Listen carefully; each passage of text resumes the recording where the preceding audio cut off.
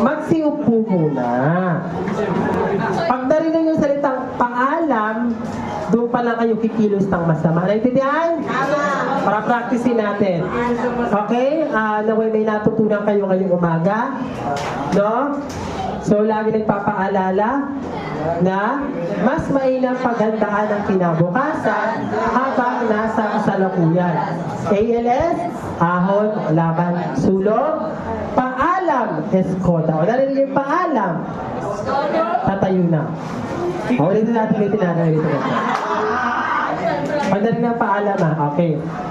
Naway, meron tayong natutunan ngayong umaga. Bukas ang pasok alas 7. Yes, sir.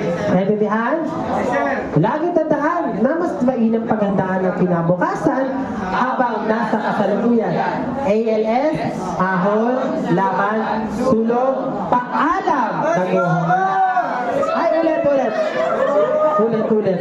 Eskoda. Nasali ako sa Eskoda. Ulitin ko ha. Naway, meron kayong natutunan. Meron kayong natutunan bukas, alas 7 ang pasok. Yung may iwan kayo saglit ha. Okay? Ingat, maulan, no?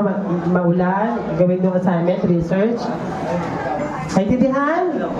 Okay, let's call this a day. Lagi tandaan na mas mainam paghandaan ng kinabukasan habang nasa kasalukuyan. ALS, ahon, laban, sulong, paalam, eskoda. Okay na.